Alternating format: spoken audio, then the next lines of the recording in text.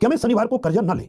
शनिवार को जो कर्जा लिए हैं, ऐसा अनुभव से देखा है, वो कर्जे में डूबते ही चले जाते हैं और कर्जा चुकना बहुत मुश्किल हो जाता है। अगर कोई मजबूरी है लेना ही पड़ता है तो उसका दूसरा तरीका भी हमारे पास है। कभी कभी ऐसा होता है मीटिंग फाइनल है, उसमें तो मुहूर्त नहीं कर सकते, दिस या दैट, यस या नो आपको करना ही है, तो मुहूर्त क्या करेंगे? तो वहां पर अपने जो ठाकुर जी आपके घर के, उनके श्रीमुख का ध्यान करें और फिर आप 3 बार ओम भोमाई नमः, ओम श्री भोमाई नमः, ओम श्री भोमाई नमः ऐसा मन में बोल के ले लें। उस पैसे को काम में लेने से पहले और अपने ठाकुर जी के चरणों में रख दें और ठाकुर जी चरणों में रख के फिर उस मुद्रा को कोई भी काम में ले लें, चाहे 1 मिनट बाद ही लें, चाहे अगले दिन लें। आप देखोगे ये कर्जा कभी आप पर भार नहीं बनेगा।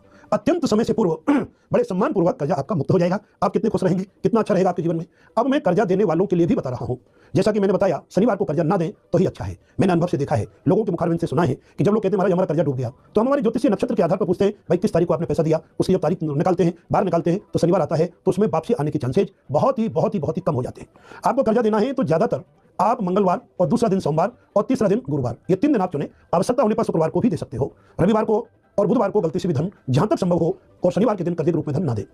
अगर देंगे तो वो वापस लौटना बड़ा मुश्किल होता है। इसके अलावा यदि कोई दैनिक व्यवहार में आपने कोई चीज परचेज की है, कोई बिल लेके आया है, तो आप क्या करेंगे? उनको 12 बजे तक अपना कोई टाइम में बढ़ा दें, 12 बजे बाद पैसा दें।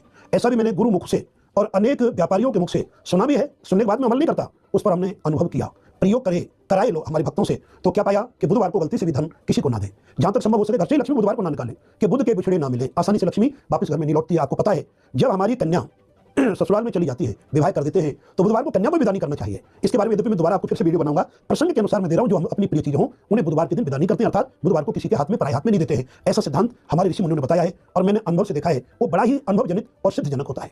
अब जैसे मैंने आपको मंत्र बताया कि लेने वाला ओम श्री भोमाई नमः बोल के वो अपना कर्जा ले, देने वालों को क्या बोलना है? हम किसके प्रतिनिधि हैं? धन देने वाला, धन बांटने वाला कौन है? आप और हम नहीं है, आपकी हमारी औकात नहीं है, हम तो प्रतिनिधि हैं। और प्रतिनिधि किसके हैं? कुबेर के।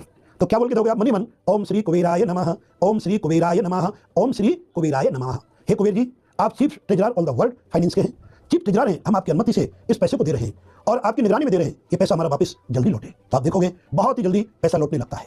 अगर आपको पुणे में आपको स्पष्टीकरण करता हूं, यदि आप कोई लॉन्ग टर्म इन्वेस्टमेंट, उसमें जैसे आपको जमीन खरीदनी है या कोई आपको एफडी बनानी है या आपको मानो कोई ऐसे बिल्डिंग में या कहीं पर पैसा इन्वेस्ट करना है जो बढ़ना चाहिए, तो उसके लिए नियम हमारा थोड़ा सा बदल जाता है।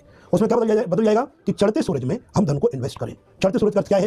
प्रातः 6 बजे से लेकर दोपहर 12:24 तक, अगर बुधवार ना हो तो अभिजित मुहूर्त तक आप धन को उन चीजों में लगाएं जो आपका व्यापारिक बिंदु है, आपके लॉन्ग टर्म इन्वेस्टमेंट है, शॉर्ट टर्म इन्वेस्टमेंट है। जिस पैसे को बढ़ाना चाहते हो वो आपको 12 बजे से पहले खर्च करना चाहिए, अपने हाथ से देना चाहिए, और फिर आप देखेंगे कि चमत्कार कितना होता है।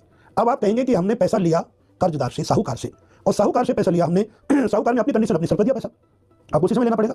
अब आपको जब अगले दिन इन्वेस्टमेंट करना है या किसी अगली पार्टी को देना है, तो उस पैसे को जैसा मैंने पूर्व में बताया, अपने घर में ठाकुर जी के उसमें रख दें जहां ठाकुर जी का दरबार है, और पूरा पैसा रखने की जोखिम है तो उसमें से कुछ पैसे ठाकुर जी के सामने रख दें, और उसमें से कुछ दान के निमित्त उसमें से ₹1, ₹2, ₹10, ₹50, ₹100 वो पहले से खुले रखे, वो तो छोड़ दें भगवान के एक अर्पण के लिए, और बाकी पैसे को उठा लें। इसी प्रकार से अपने नित्य के कार्य में ये कुछ छोटे छोटे नियम आप करोगे, मुझे पूर्ण भरोसा है, पूर्ण विश्वास है, एक आनंद की अनुभूति के साथ मैं बता रहा हूं कि आपके जीवन में बहुत कुछ सुख और समृद्धि की प्राप्ति आपको होने लगेगी। दैनिक व्यवहार में, नित्य की दुनिया में, आपके जनरल व्यवहार में काफी कुछ आप अपनी सफलताएं प्राप्त कर पाओगे, और उन सफलताओं, अगर आपको सफलता होगी, हमें हृदय से खुशी होगी कि हमारा बनाया बताया हुआ ज्ञान एक अनंत रूप में बढ़ रहा है, लोग उसका